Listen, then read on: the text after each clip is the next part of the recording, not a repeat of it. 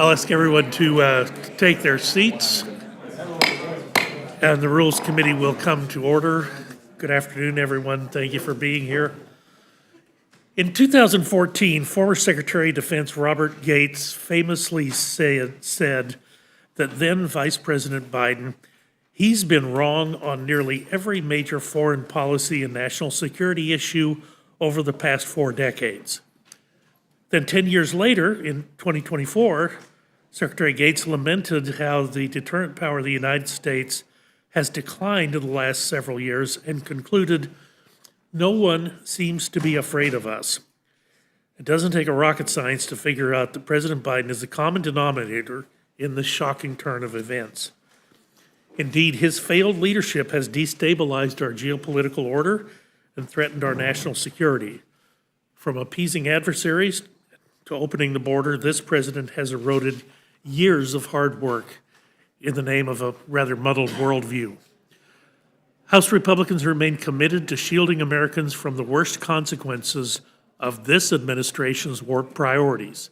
This is why we are here today. The Department of Defense, Department of Homeland Security, State and Foreign Operations, all of those appropriations bills will recenter our priorities and improve our global and domestic postures and right-size the spending. I'd like to commend the Appropriations Committee for crafting legislation that responds to this administration's reckless approach while honoring the duty to the taxpayer. For decades, we all grew up on this. Peace through strength. It served our country well. President Biden has abandoned that wisdom, and the state of the world today reflects the failure of that foreign policy. Everywhere you turn, our adversaries take advantage of the president's willingness to appease them. In 2021, the president removed the Houthis from the list of foreign terrorist organizations, only to watch them storm the United States Embassy. 9 months later, today they're harassing international shipping lanes and launching rockets at our troops and our allied partners in the region. And they're not the only adversaries he's appeased. In November of 2023, the Biden administration reissued sanctions waiver that gave Iran access to more than $10 billion. And then 5 months later, Tehran launched the largest combined military and drone assault ever against the country of Israel. The administration has emboldened bad actors. The world and our national security has suffered because of us. So H.R. 8774 reacts to the crisis we find ourselves in. It provides a total discretionary allocation of nearly $834 billion, funding critical programs from hypersonic research to shipbuilding. Whether it is countering active threats or deterring the machinations of China and Russia, this measure makes up much-needed headway. Additionally, the bill refocuses the Department of Defense on its core mission by defunding the Green New Deal budget and defunding DEI distractions. Our military should be laser-focused on prevailing in any conflict. They don't need Washington to force them to make these woke decisions along the way. Since President Biden entered office, he took over 60 executive actions that eroded border security. Time and time again, Republicans sounded the alarm on how destabilizing and dangerous these actions were for America's national security.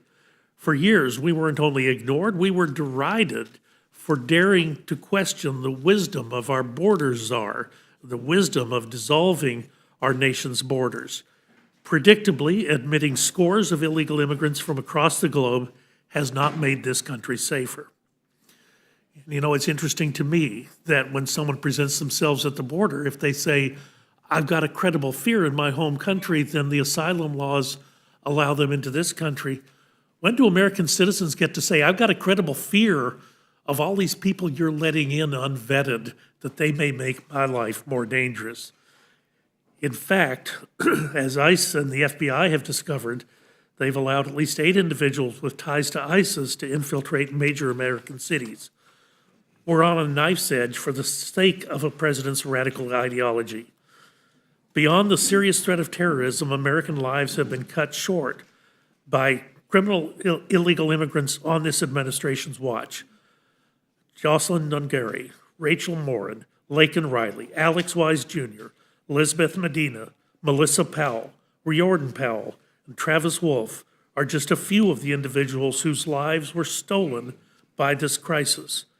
Travis was just 12 years old when he was killed. No matter what other members may say, President Biden's open border policies certainly aren't making migrant crime less common. The Appropriations Committee crafted H.R. 8752 with this terrifying situation at the forefront of their minds. It makes a much-needed down payment to secure our southern border by providing $600 million for the construction of the southern border wall and prohibits the dismantling or removal of existing border barriers. The bill also ensures the removal of dangerous criminals from our nation by providing $4 billion for custody operations more than ever previously appropriated. There's also $822 million to fund transportation and removal operations for removable aliens. The president's open borders agenda must be contained before it is literally too late. And finally, the Rules Committee will consider the FY25 State and Foreign Operations and Related Programs Appropriations Act. This provides funding for operations, programs, and activities that support our national security and our interests while reducing overall spending. Our allies, as well as our adversaries, are much aware of the president's missteps.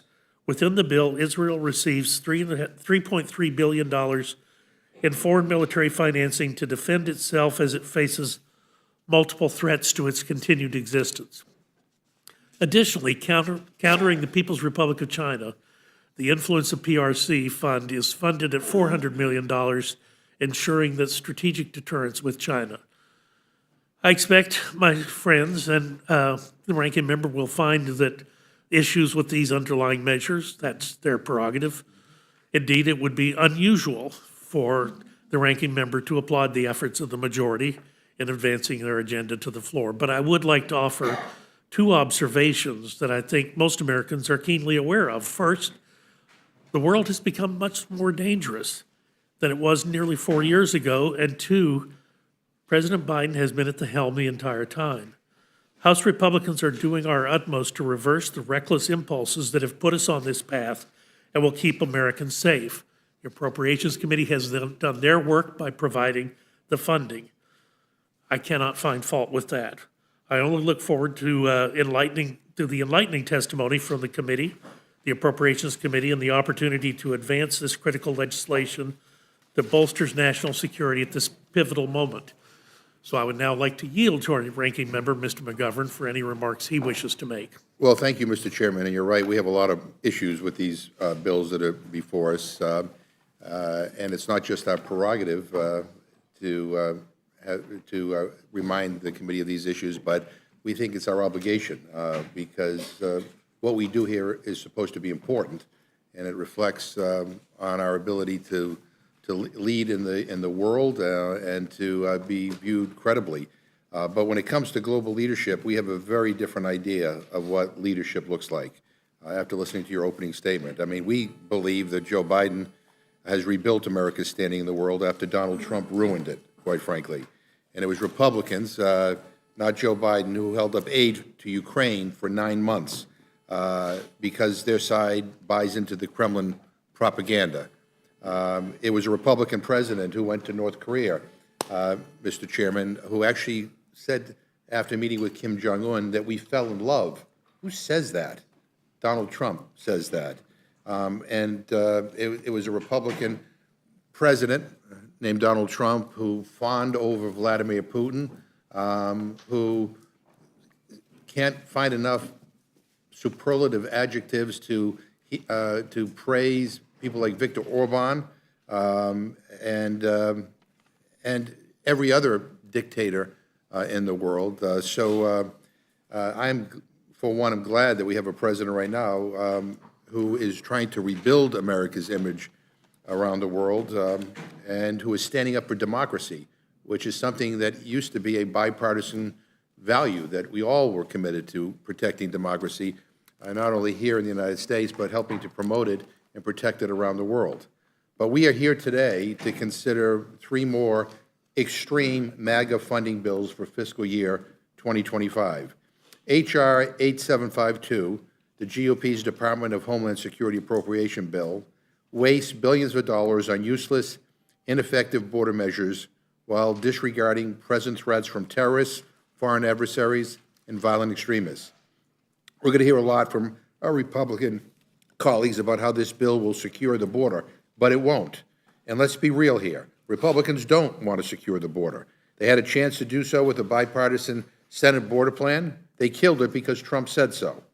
They're more interested in exploiting the border and creating chaos than actually doing anything to address problems at the border in a real and meaningful way. This is yet another wasted opportunity for them to address what they claim is their top concern. Next, we have H.R. 8771, the Department of State and Foreign Operations Appropriations Bill. It diminishes our country's leadership and totally isolates us on the world stage.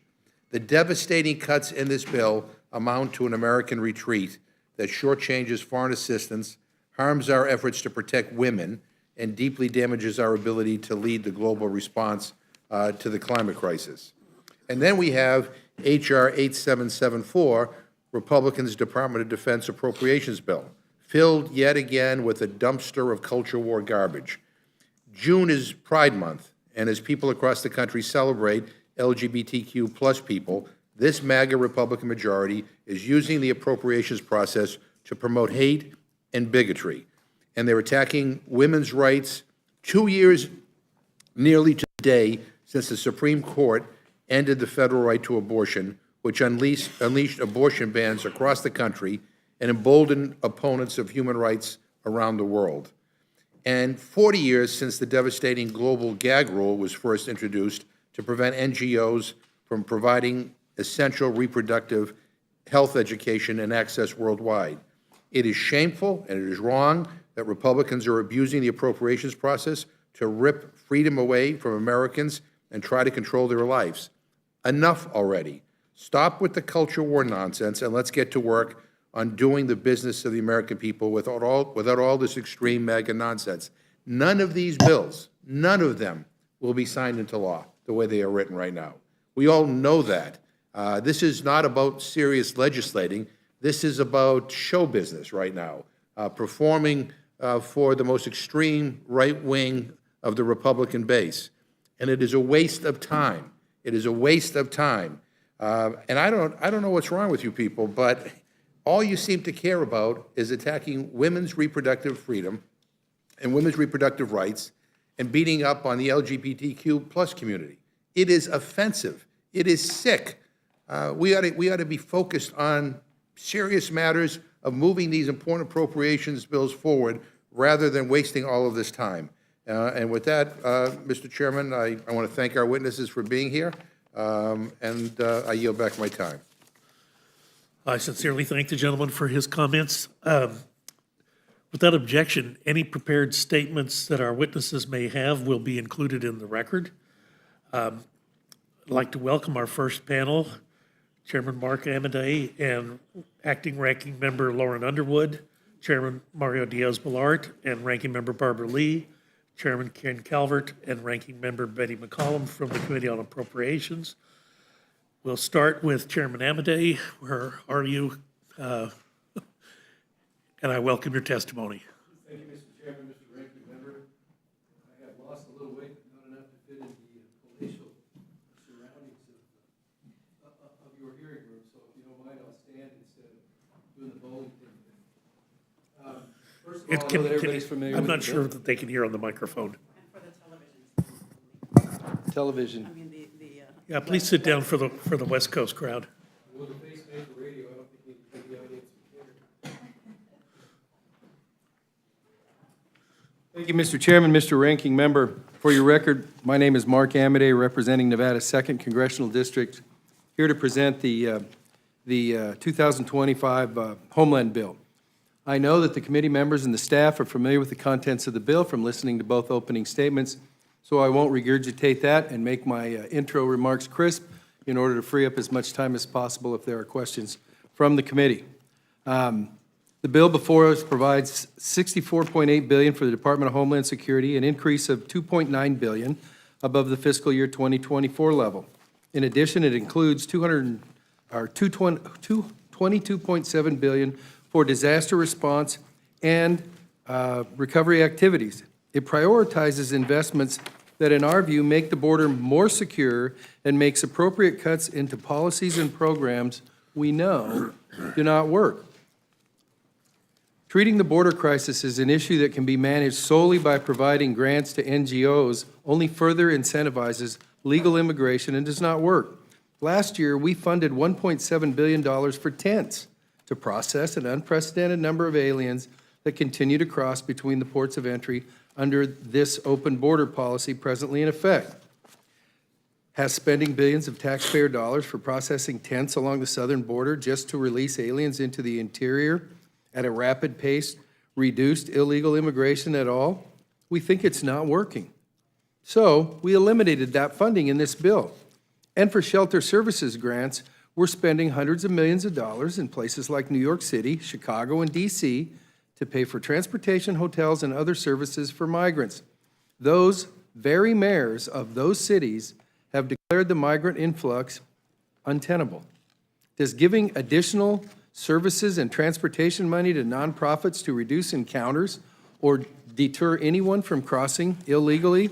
Again, I think the answer is a resounding no. And by the way, this administration gleefully terminated every preceding administration's border-related executive order the minute they took office. This is why this bill invests in tried and true methods of securing the border that the men and women in the field are asking for. More agents, more detention beds, which, by the way, was in the Senate bipartisan bill that's already been mentioned, better technology, and physical barriers. The bill makes the following specific border security investments: sustains funding for 22,000 Border Patrol agents, $300 million for border security technology, a record level in that department. That includes autonomous surveillance towers, mobile surveillance platforms, counter-tunnel equipment, and a significant investment in counter-drone capability. $600 million for the border wall because we know physical barriers work at those high-traffic areas. And finally, $305 million in non-invasive inspection equipment and upgrades so that we can detect fentanyl at our ports of entry. In addition to our efforts at the border, the bill includes funding for critical immigration enforcement efforts, such as $3.1 billion to support the 50,000 detention beds. That's 8,500 more beds than were funded in the last cycle, and 16,000 more than the administration requested. $822.7 million for flights and ground transportation for ICE to execute its statutory authority to remove more than 1.3 million migrants who are still in this country despite having final orders of removal, and $60 million to hire 250 new law enforcement officers to investigate international criminal activity and keep our community safe. That translates to fentanyl. The bill also makes critical investments outside the border. TSA, we provide $178 million to speed up the computed tomography screening device efforts at our nation's airport. Nearly double the requested amount, so our traveling public will be safer. That's new technology in the screening process that allows them to have a better look. The present time that it was going to take to roll that out would have been such that by the time it was fully rolled out, there would be undoubtedly new technology available. Let's get it done now. Give those folks the benefit of that doubt. You mentioned China, Mr. Chairman. As China continues to grow its military, economic, and political influence in the Indo-Pacific, the U.S. must have a persistence and a presence in the region. The bill expands Coast Guard in the Indo-Pacific region, which may be news to some people, but they have a significant mission. This bill includes funding for 4 fast response cutters, new ones, $60 million to extend the service lives for medium endurance cutter, and $4.2 million for increased maritime engagements to expand partnership and exercise the nation's bilateral and multilateral agreements in the Indo-Pacific. The bill funds the core responsibilities of the department that protects the homeland. I yield back. Thank you for your testimony. Representative Underwood, you're recognized. Well, thank you, Mr. Chairman, and thank you, Ranking Member McGovern, for having me here today. I want to start by acknowledging the hard work of those who are serving on the front lines at the Department of Homeland Security. They are making sacrifices every day to protect our country, and I'm committed to recognizing that. Many of the policies I push to have included in the bill acknowledge both the challenges and obstacles these men and women face. For example, today's bill includes key priorities that focus on expanding employee wellness and suicide prevention programs, including funding additional wellness centers that build upon the successes of the El Paso pilot, providing resources to increase accountability at the Coast Guard as we work to protect cadets from sexual harassment and assault, and improving access to contraceptives for Coast Guard service members and their families. However, despite these silver linings, the fiscal year 2025 Homeland Security Appropriations Bill put forward by Republicans falls short of addressing our country's real and urgent needs.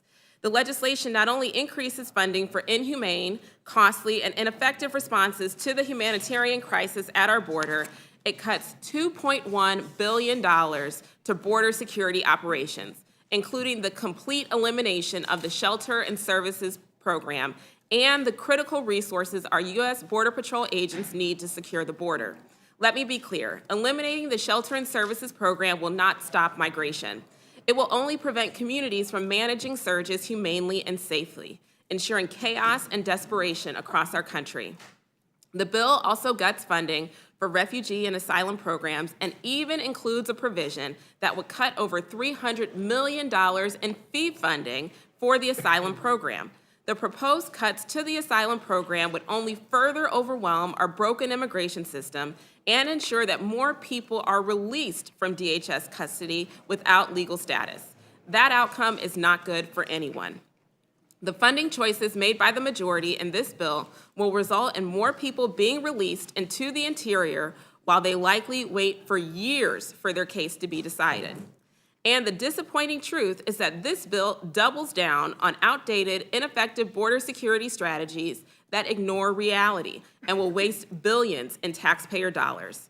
These ineffective policies will leave our communities exposed to humanitarian crises without the resources necessary to respond. With this bill, House Republicans are turning their back on U.S. Border Patrol agents and the critical funds they need to maintain safe and humane facilities. But the failures of this bill continue. This bill also underfunds critical cyber defense programs, leaving Americans vulnerable and unprepared to deal with cyber threats at a time when our schools and our hospitals and critical infrastructure are under constant attack.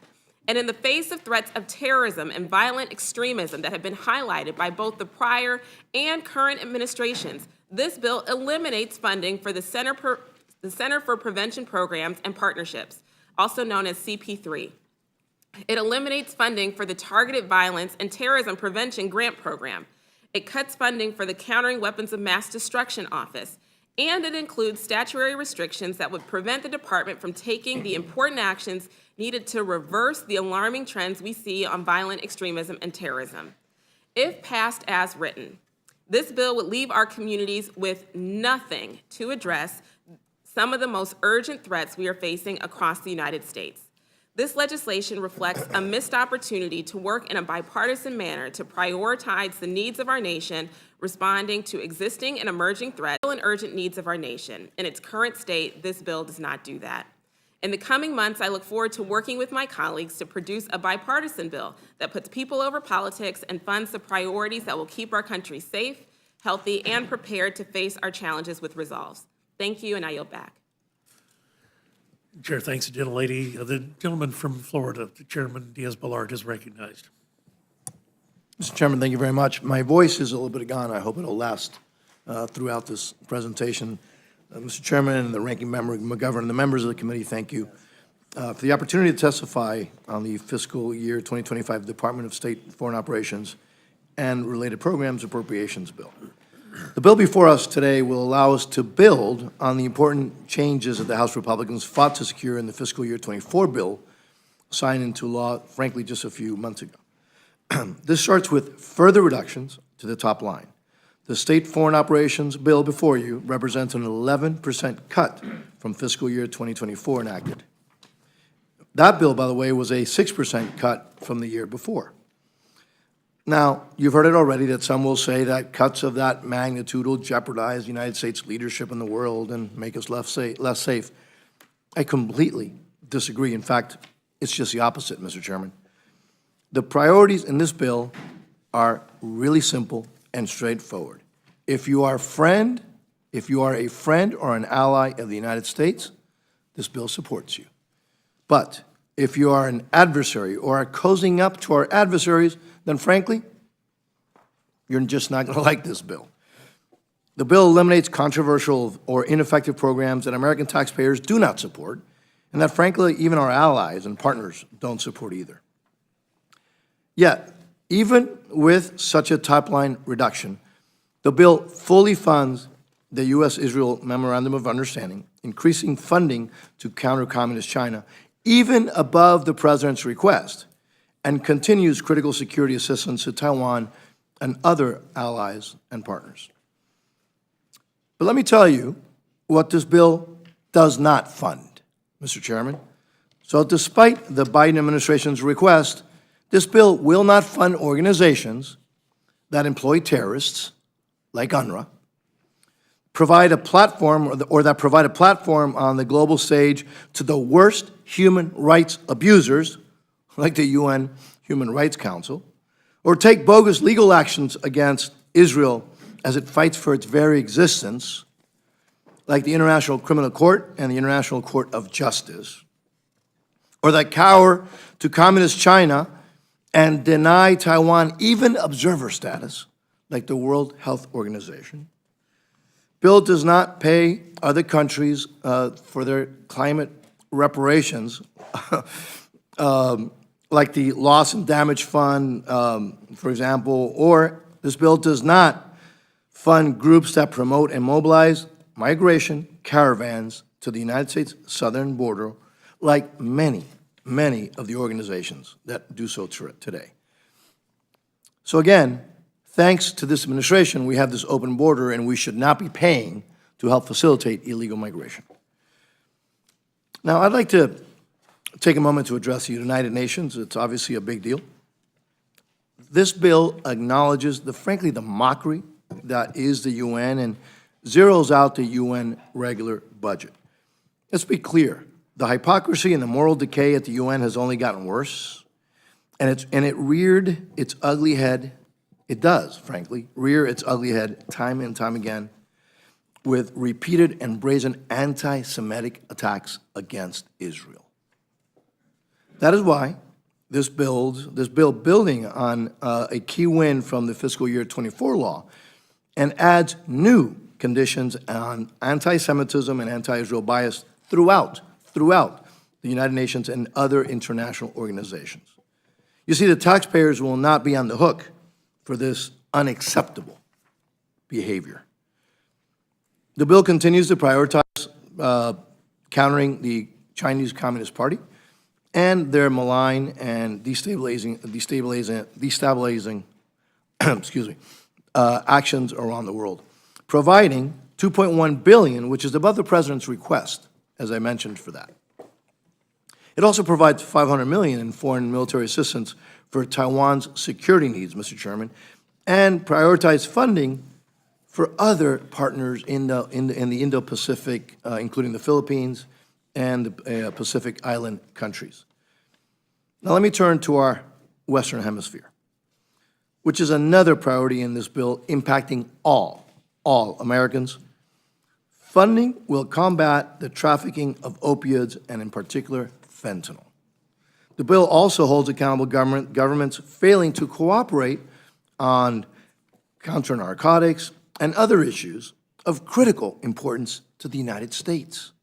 For example, no funds, not $1, go to Mexico until a certification is made that an agreement is in place to restore water deliveries owed, I repeat, to the United States from Mexico. This bill reins in wasteful and boondoggle spending on dubious climate change objectives, including prohibiting funds for the Green Climate Fund and the Clean Technology Fund. The bill prioritizes prioritizes key functions of the State Department, like safety and security of our diplomats and our embassies abroad, while slashing wasteful bureaucracy across the department. Nobody can tell me that there isn't wasteful bureaucracy across that department. In particular, the bill eliminates funding for special envoys and special representatives that are not authorized in law or not state-confirmed. Again, if they are that important, then let's just have them authorized or have them Senate confirmed. Is that too much to ask? And finally, just as important, Mr. Chairman and Mr. Ranking Member, this bill includes all longstanding pro-life protections, which includes a prohibition on all taxpayer funds from being used to pay for abortion, and builds on those requirements by applying the Protecting Life of Global Health Assistance policy to all global health funding. So again, it promotes American values by continuing important funding for democracy, increasing funding for religious freedom programs abroad, supporting faith-based organizations that are helping to deliver the United States foreign policy assistance, and eliminating programs that use taxpayer dollars for, frankly, controversial agendas. So, Mr. Chairman and Ranking Member, again, thank you for holding this hearing, and I look forward to your questions. I yield back. Thank you. Appreciate your testimony. Ranking Member Lee, you're recognized for your statement. Thank you very much, Mr. Chairman, and to our ranking member, Mr. Members of the committee. Thank you very much for giving us a chance to be here. Is this on?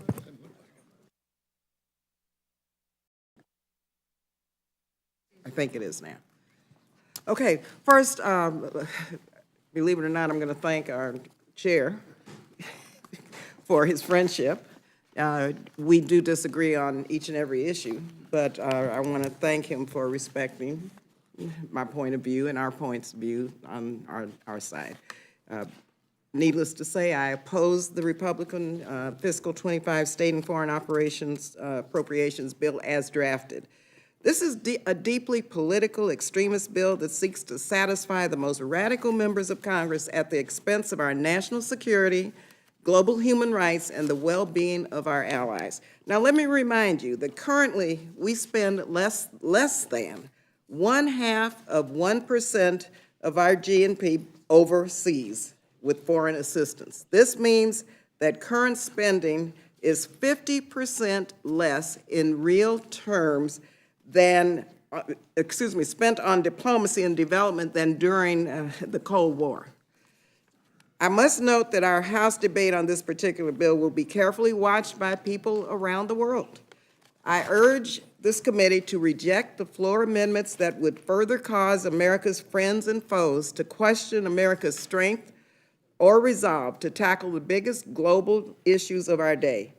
This woefully underfunded bill revives many of the bad ideas of last year's House bill, and then it doubled down on some new ones. First and most dangerously, this bill imposes cuts to our diplomatic, development, and humanitarian programs that will weaken America and leave us very vulnerable.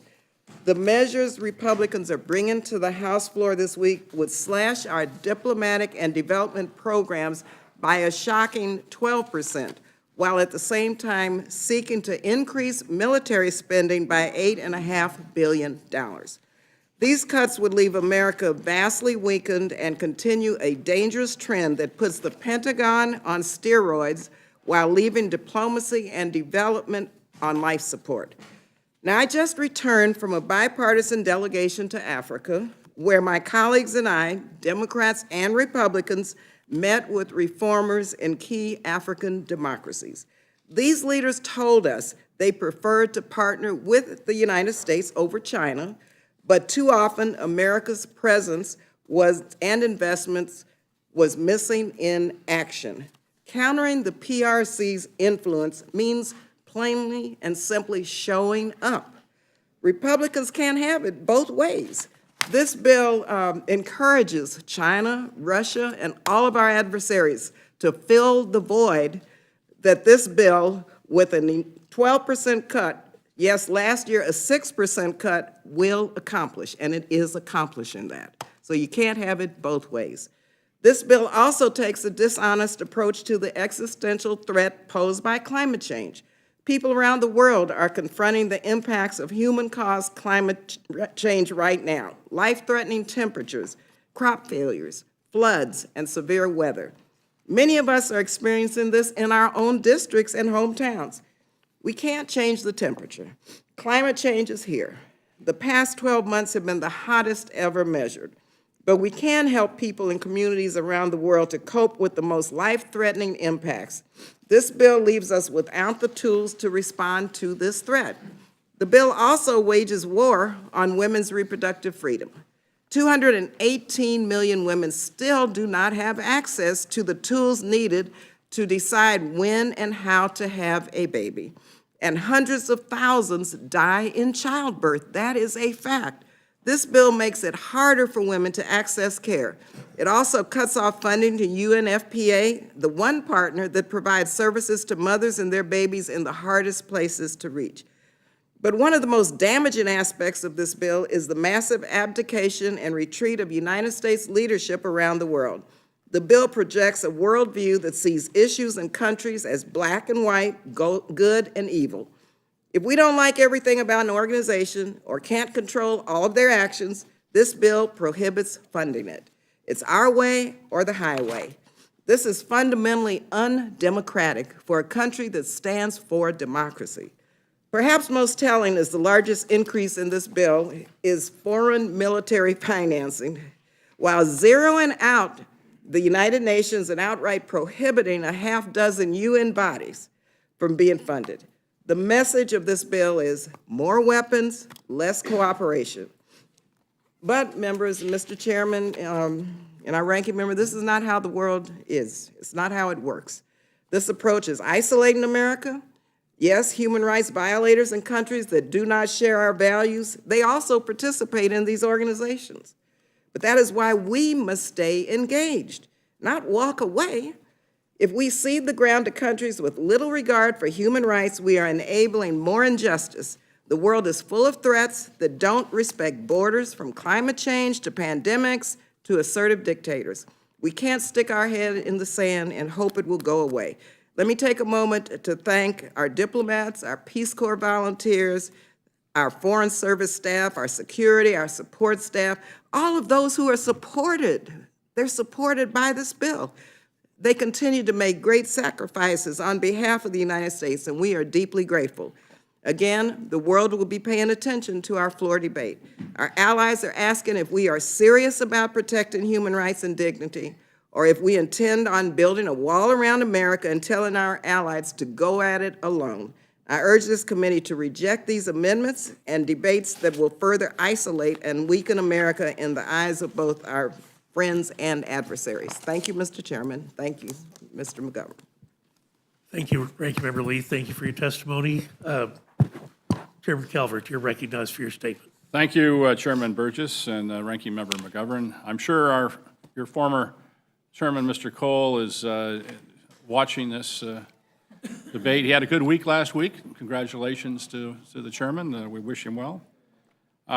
This fiscal year 2025 Defense Appropriation Bill provides $833 billion for the Department of Defense and the intelligence community. Consistent with the Fiscal Responsibility Act, this is $8.5 billion, or 1%, above the fiscal year 24 enacted level. While $833 billion is the discretionary cap, the subcommittee has little discretion over 62% of the bill. The funding goes toward must-pay bills, including troop and civilian pay, military benefits, medical care and family services, sustainment of current weapon systems, fuel, utilities, IT, basic supplies, and certainly training and education. This is to say nothing of necessary investments in major weapon systems to keep our military dominant in an intensifying threat environment. This combination leads me to the conclusion that defense allocation under FRA is too low. I know that will be a shock to some people, but I believe it's too low for today's needs.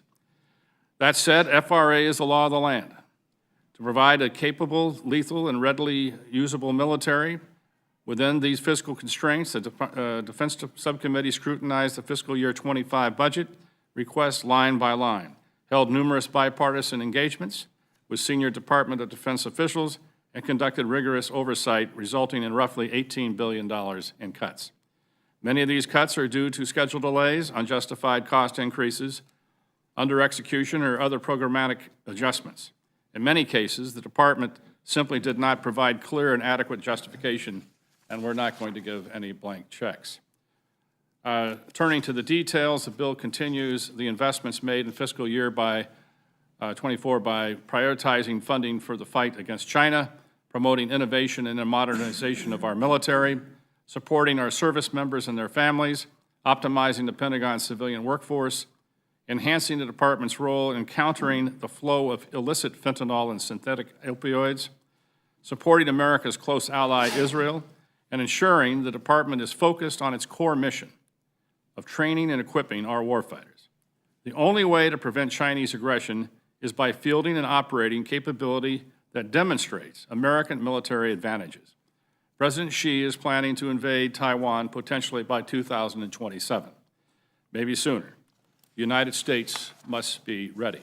This bill increases investments in fifth and sixth generation aircraft, procures deliverable capability, including several Indo-PACOM unfunded priorities. It prohibits the divestment of certain naval and air assets that are still combat credible.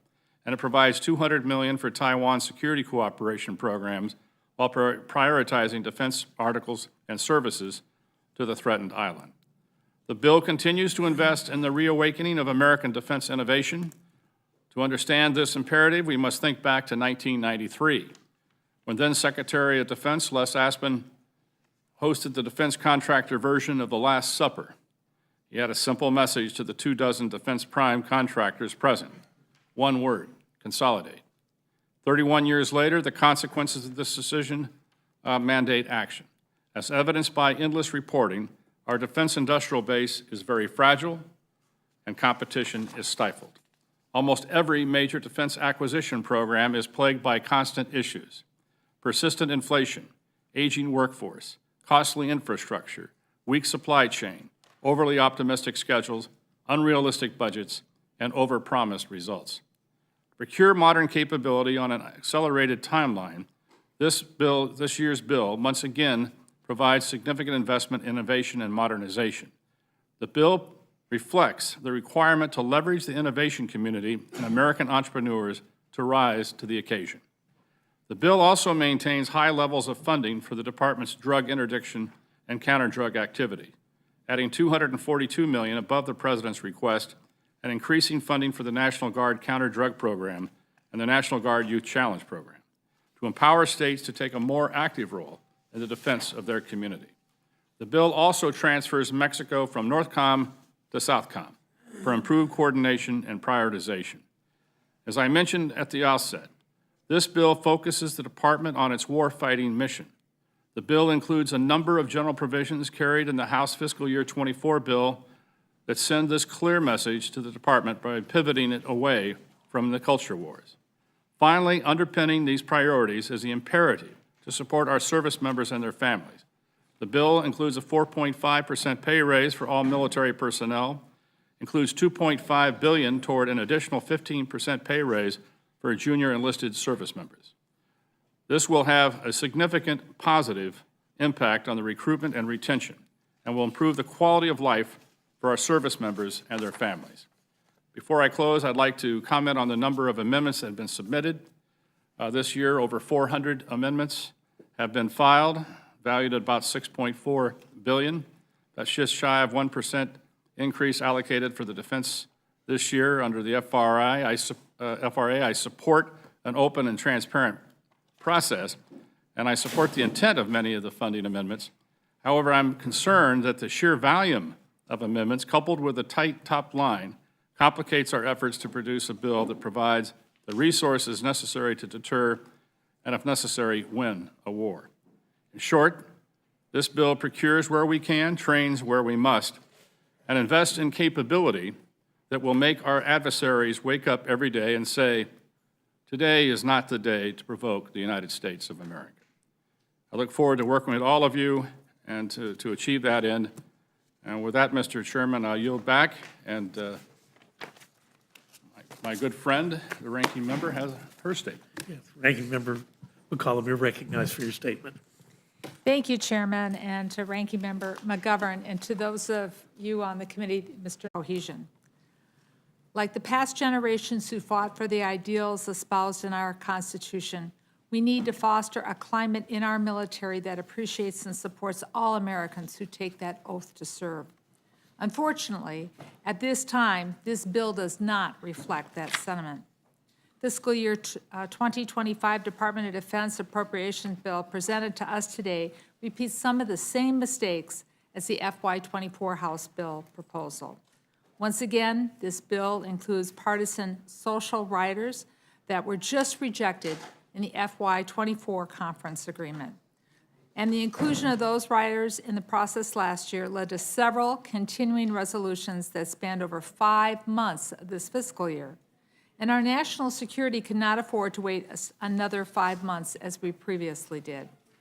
Once again, this bill limits the ability of service personnel and their families to receive the reproductive health care they deserve. I would remind my colleagues that women make up almost 20% of the military services, and approximately 800,000 women, service women, live in a state that has banned or limited access to reproductive health care. None of those women can choose where they serve, where they are stationed. I have an amendment that I submitted to the committee that would strike this rider, and I urge the Rules Committee to make it in order so that our service members and their families get the health care that they deserve. Once again, there are offensive provisions that disenfranchise lesbian, gay, bisexual, and transgender service members. Rather than making our military a welcoming place and an inclusive place for all those who want to serve our country. Yet again, these provisions are included in the bill, and they needlessly attack diversity and inclusion efforts at the department. Our military is the only institution in our country that most broadly reflects the American population. We know that the services have been facing recruiting challenges, but we did hear recently from the Army and the Navy this year that they're seeing improvements in the recruiting numbers, and I congratulate them for that. So why would we, with good conscience, want to include provisions that might dissuade any American, regardless of their background, from taking the oath of service, of offering to put their life on the line for all of us? Beyond the social policies, there's other elements in this bill that I cannot support. First, the bill continues to treat climate change as if it's not happening, and that it's not a national security threat. And we know for a fact that it is. We've seen the impact of severe weather events on installations year after year. Just look at Guam as a recent example. Over $50 billion in repairs will be needed for the installation of Guam, which were damaged by a typhoon last year. With all the military construction and funding going into Guam, the evidence of infrastructure vulnerability on that island is even more clear. Cutting climate programs hards resiliency, and we will pay for it as taxpayers on the back end. Second, the bill cuts funding for the Ukraine Security Assistance Initiative. I recently, along with Congresswoman Lee, met with President Zelensky, and he expressed how grateful the Ukrainian people were that the United States had finally delivered on additional ammunition funding to help Ukraine repel Putin's illegal invasion. This bill should have included long-term assistance that Ukraine needs, and that funding has been in the bill. The long-term assistance has been in the bill since 2016. This funding signals that the West stands with them in their fight for their own self-determination. And it's assistance that will continue to enhance Ukraine's military ability to work with NATO forces. Failure to continue this funding, which has long been standing, bipartisan initiatives to support Ukraine, to cut it sends a terrible signal. And I believe it will only embolden Putin. And why in heaven's name would any of us want to give Putin any kind of advantage? And third, this bill limits the ability for our government to address disinformation. Our foreign adversaries use social media to spread disinformation here at home in the United States. This bill deprives the department of their responsibility to set the facts straight. And this is dangerous and would have real national security implications here at home and abroad. Every member in this room knows what needs to happen for this bill to become law. The partisan writers need to come out so that the bill can get bipartisan support. And it was deeply unfortunate that we had to waste half of fiscal year 2024 to learn that lesson. But you have my commitment to work with the chair to once again find a bipartisan solution to make sure that our service members have what they need to do their job and return home safely and protect the greatest democracy on the planet. With that, I yield back. Chair, thanks, Gentle Lady. I want to thank all of our witnesses for your testimony today and the significant amount of work that you've put into these bills. And it is, has been pointed out by several of you, it is important that these bills be delivered in a timely fashion. And we're working through that process today to get them to the floor. And I hope that we're successful in doing that. Mr. Calvert, you brought up about the number of submissions that you received from members. You had a pretty high number there, but I suspect there's even more than that. You were requests that you were able to work into the base bill as you were working this process through your subcommittee? Mr. Chairman, we had about 10,000 requests for the appropriation bill in general. We worked through those. We were able to take care of a substantial number of those, working with the minority to make sure that members of Congress areas and their interests were well represented within the bill. So that's a good thing. It's just that it seems that whether you're in the majority or the minority, the go-to offset is the O&M accounts, operation and maintenance accounts to the Department of Defense, which we need to operate the department and to maintain the equipment that we have. And so most of the money that's being offset is for those accounts, which obviously would gut that O&M account significantly. So that's the reason I bring that up, is that we try to, certainly we have a significant amount of funds that we're responsible for, but with a 6% inflation rate and a 1% increase, we've had to reduce the department approximately 5%. And generally, I made cuts of about $18 billion, which made some members unhappy, but that's the thing we had to do in order to meet our requirement under the FRA. You brought up consolidation and recognizing that's not something you can fix in a single year's appropriations bills, but what are some of the things that we can look for as evidence that you're beginning to turn the tide a little bit on the consolidation? Well, as you know, we only have 5 primes today, and we've had some difficulties with some of the major programs. One that comes to mind that I probably shouldn't bring up, but I will, a submarine program, which I know some of my colleagues on both sides have talked to me about, specifically the Virginia-class submarine, which I'm in favor of. I'm in favor, obviously, of the department moving to a 2+1. That means 2 Virginia-class submarines and the Columbia submarine to replace the Ohio-class submarine. Unfortunately, our industrial base, since the failure of the Soviet Union, has diminished significantly. We've closed a number of shipyards, and we do not have the industrial base or the supply chain at this moment to build 2 Virginia-class submarines. So what we're directing significant resources to in the next 2 years, over $10 billion, is to rebuild the industrial base for the submarine program, where we can get to a 2, potentially up to 3 Virginia-class submarines per year, working with our allies in Great Britain and Australia under the AUKUS program to make sure that we meet that requirement. Unfortunately, as we speak today, we do not have that industrial base. But that's, by the way, across the enterprise, whether it's fighter planes, whether it's submarines, whether it's ships, and you name it, we've had some difficulties meeting what needs to be supplied to make sure that our military has the best equipment and the best supplies, and if we do go to war, that we win and they lose. Thank you. Chairman, let me ask you the same question about the member submissions that you received in working through your bill. Mr. Chairman, we don't have member requests in our bill. However, as you know, this bill is mostly policy, right? So we work with every member, including very closely with the Foreign Affairs Committee, the members there, but we worked with every member of the Appropriations Committee, outside the Appropriations Committee, to try to reflect their concerns and their priorities. So you intend to be a very inclusive product? Very much so. Very much so. Yes, sir. Chairman Amadei, let me just ask you the same on Homeland Security. Can you kind of get an idea of how many submissions that you received during the process of your markup? Yeah, Mr. Chair, and that's a 2-part thing. There were ones that were received from committee members on both sides of the aisle before full committee markup. We ended up including Those the manager's amendment, we had 16 or 17 that were debated in front of the full committee, and some were rejected. For this bill, we had about 1,000 members. We got a group we're working on for long, and rough figures about 39-ish that we, depending on what you folks do, we'll be prepared to address on the floor. Well, I think it is a tremendous amount of work. I mean, I also need to thank the rules staff. They put in a tremendous amount of work going through the this past several days. It is important we do work and we get these bills delivered to the country before the end of the fiscal year. So I thank you for your participation in getting it done. Mr. Mayor, any questions you may have? Yeah, well, I mean, what's the point of asking questions at this point? These bills, as I said at the outset, are not going to be signed into law. They've been loaded up with all kinds of culture war matters that don't belong in these bills. And it really is quite disappointing to see how dysfunctional we become. You know, I began my career as an intern up here. I worked as a staffer and served as a member of Congress now for many years. And I remember when the appropriations process was truly bipartisan, when there would be, when the House would bring appropriations bill to the floor, there'd be large bipartisan votes.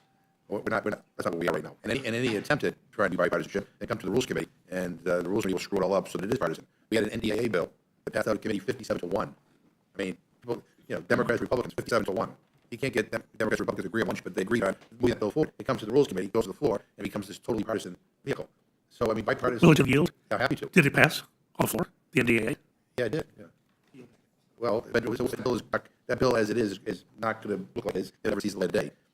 But there's no attempt at bipartisanship, and this obsession that Republicans have with attacking reproductive health care and going after the LGBTQ plus community. I mean, it is outrageous. It is offensive. And I think every morning and say, how do we go after rights today? How do we attack the LGBTQ community today? And those are human rights issues. Those are human rights issues. What is reproductive health care a human rights issue, whether you want to admit it or not? LGBTQ plus issues are human rights issues. Climate change is human rights and a national security issue as well. And again, these partisan bills that are loaded up with MAGA priorities to get a partisan vote, I mean, it is a waste of time. I guess, again, maybe it's good raising for the Republican base, but it's like, this is not the way this place is supposed to work. And it really is. So yeah, I can ask 1,000, but on what? On bills that are not going to be signed into law when they are written. They're going to dramatically and drastically change. And by doing this way, it means that, you know, we'll probably get either a temporary short-term spending bill, and then we'll get if we get to a long-term spending bill, there'll be really no thoughtful and meaningful discussion to make sure we're getting it all right, because we'll all rush to the very end. But I got to tell you, things really need to change. And I would tell my friends, this appropriations process is not the way we should do business here. And again, and some of the things that you feel you have to include, they're offensive. They really are offensive. And so I thank everybody for being here, but I'll spare any questions, and I'll get back my time. Sure, thanks, gentlemen. Gentlemen, yield back to the gentleman from South Carolina. Recognized for questions, please. Mr. Chairman, I want to thank you for taking the time to come and address this. You know, it's interesting about this on the other side of the aisle, about cultural wars being fought. I want to commit to things that should be cut out of this time of day, out of your budget. And I guess it's cultural wars, the little 12-year-old girl murdered under a bridge yesterday. I guess it's cultural wars to be against what happened in Lakeland Riley by illegals. I guess it's cultural wars to object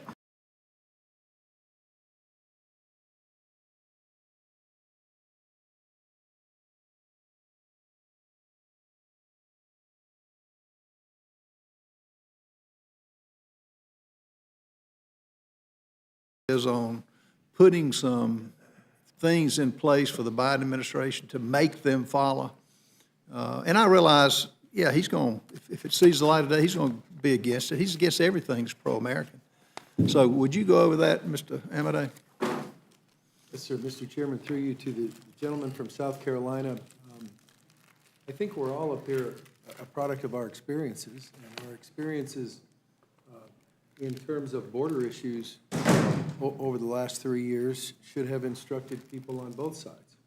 And so when we had ICE, when we had the Border Patrol, when we had those agencies, CISA, all those folks in front of us, and people on both sides got to question them, we were looking for stuff that wasn't working, and looking for stuff that there was some history that said did work.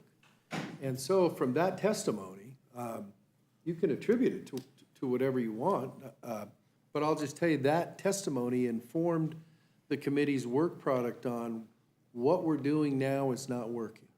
And that's as nice as I can say it. And that was the opinion of the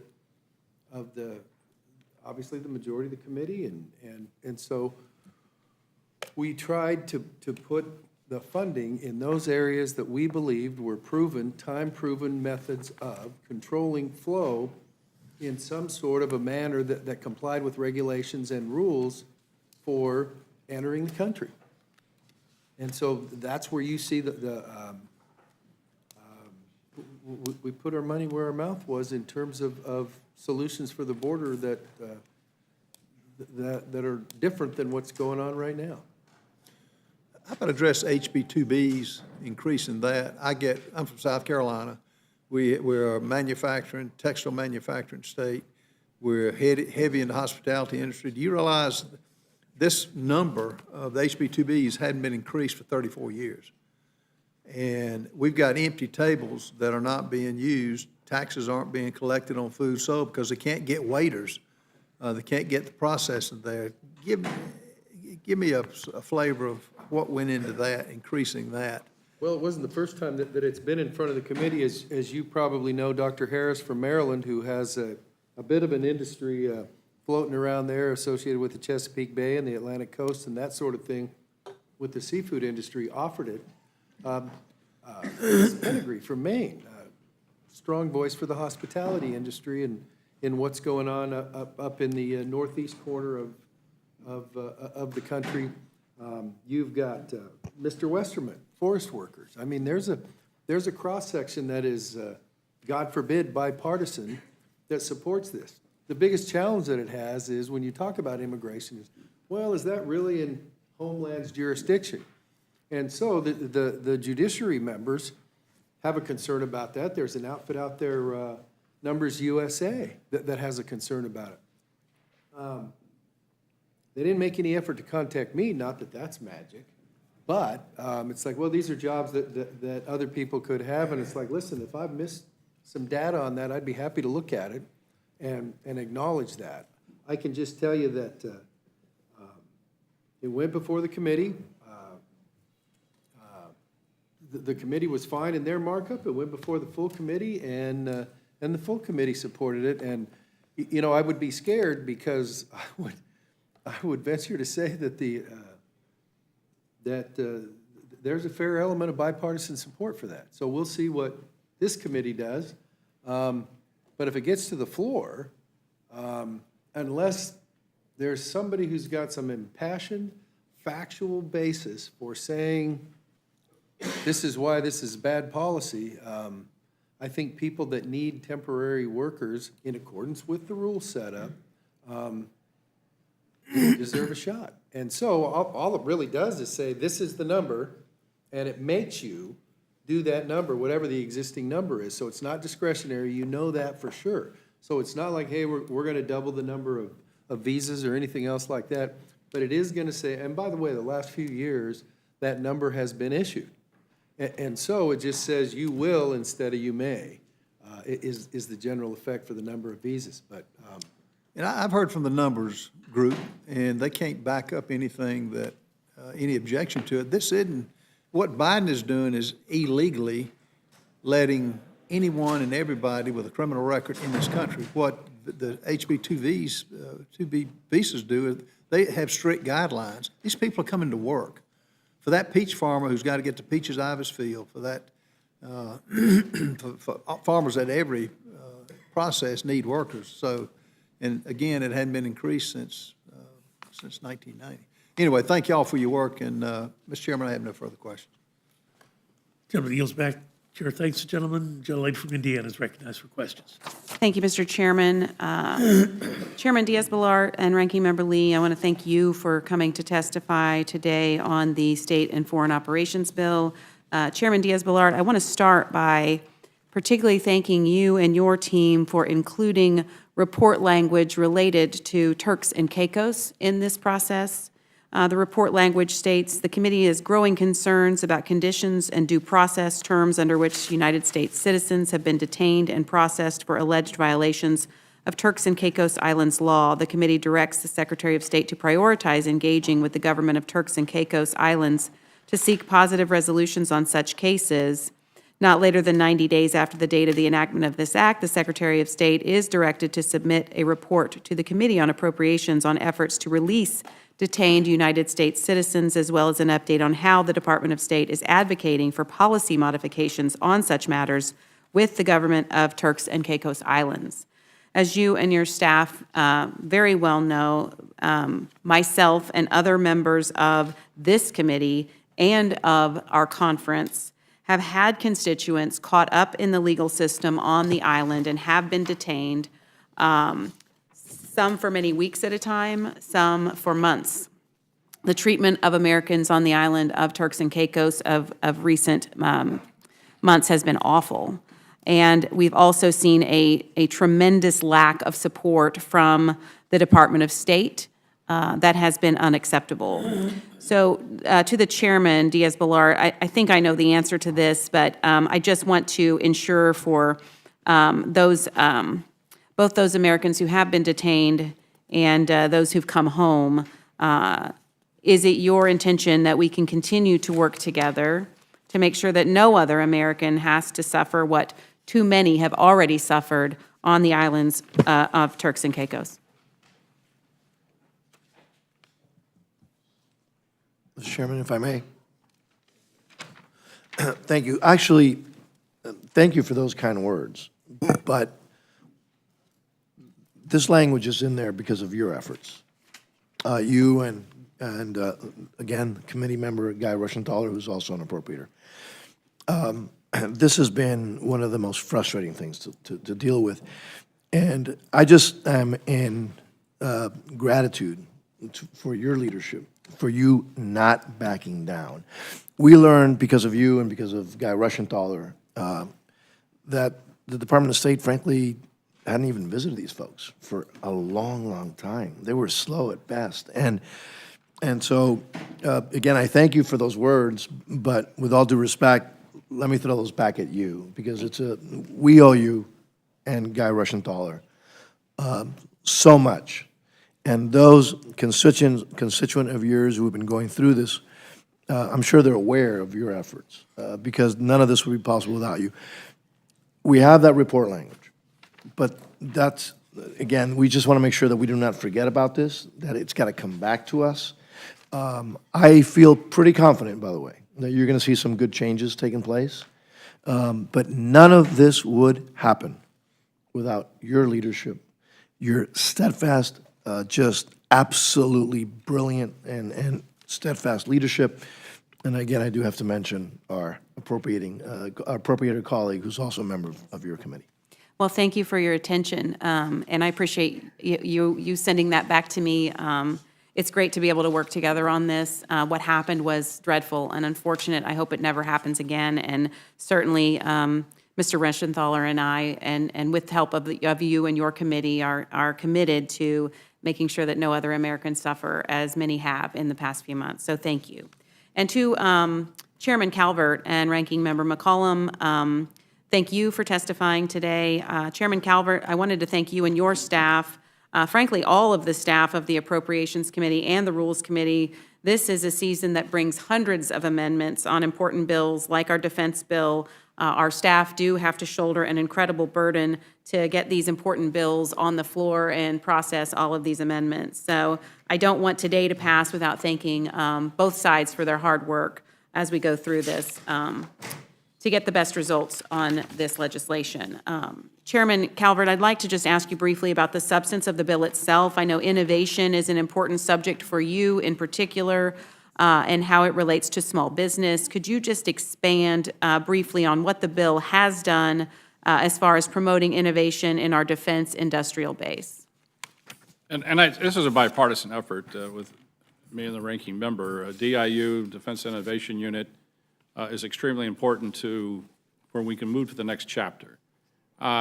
We need to get small and medium-sized businesses involved in the department. Unfortunately, the bureaucracy within the department sometimes makes that difficult, if not impossible. So this is a step in the right direction, along with AppFit, which is also which has been run by Heidi Shue. DIU is run by Doug Beck, both two good hires in the department, and moving in the right direction to innovate. We put $1.3 billion in that innovation account. We believe it's going to be used to enhance our military and to make sure that we have the technology to deal with future threats, and quite frankly, our potential enemies are moving very rapidly, so we need to move quicker. And so that's what this is all about. And to the ranking member, if you would want to make any comment to the same question. We, this is something that is joint and is bipartisan on both sides of the aisle. As the chairman mentioned, we have 5 large primes left. The innovation that's happening, whether it's on cybersecurity, whether it's on how we move forward to make sure that our servicemen and women have the right equipment at the right time, needs to happen much faster than it has been happening. And with some of the delays, the Virginia-class submarine, Columbia-class, some of the challenges that we've had with the F-35s, we need to turn outside of the mainframe of the defense industry to solve those problems. But as the chairman pointed out, we also run into contracting that's archaic, that kind of goes back to the way contracts were let during World War II. And that's something that I look forward to working with the chairman on as well. We need to reform our contracting. Thank you. And additionally, I understand to Chairman Calvert, the bill does a lot of work in the area of counter-narcotics, particularly to combat fentanyl. Could you just expand on the counter-narcotics activities in the bill and how we are supporting this largely National Guard responsibility? Yes, we plussed up the bill about $242 million above the president's request to $1.14 billion in the bill itself. This is to enhance counterintelligence operations with the National Guard and other activities with the Guard to secure the border from this fentanyl that's coming across the border. I may point out, the base chemicals of fentanyl come from one place, that's from China.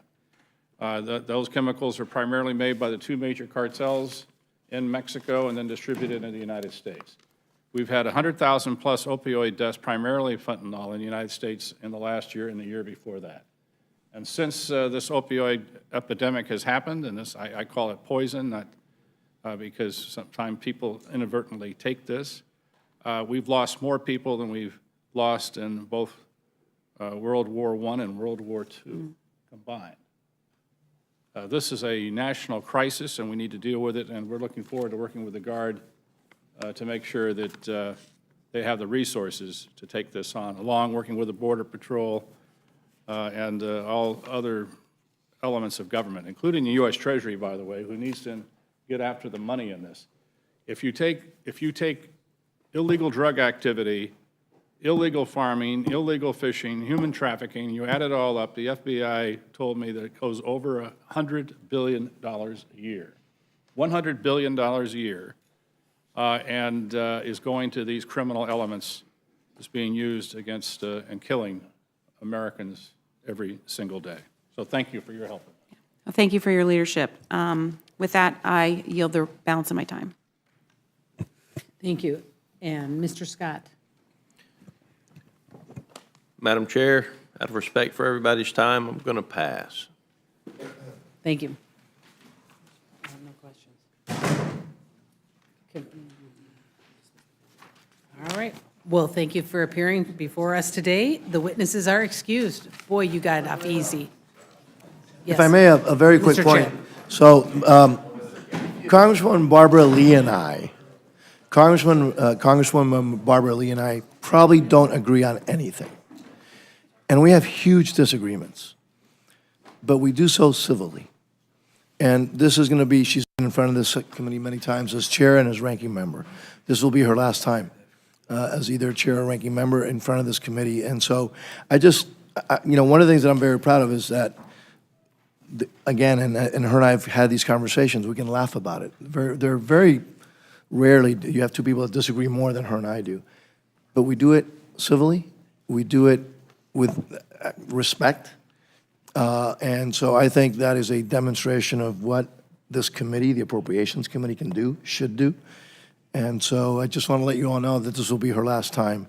And so she's a tough adversary, but one that I've learned to really, really work with well. And so I just wanted to thank you for allowing me that point of personal privilege. Well, thank you, Representative Lee. Be included in the record. Mr. Paul Gosar, Mr. Jay Obernolte, Mr. Greg Pence, Mr. John James, Mr. James Moylan, Mr. Brian Mast, Mr. G.T. Thompson, Mr. Clay Higgins. Without objection. Is there anyone else seeking to testify on H.R. 8752, H.R. 8771, or H.R. 8774? Anyone? Going once, going twice? Seeing none, this closes the hearing for this portion. Madam- Oh, I'm sorry. I want to request unanimous. Mr. McGovern. I want to ask unanimous consent to enter into the record a written statement by Representative Harder in support of his amendments 4. And I want to ask unanimous consent to enter into the record a written statement by Representative Sablan in support of his amendment number 194 to H.R. 8752. Without, we close the hearing portion. Without objection, the committee stands in recess. Subject to the call of the chair.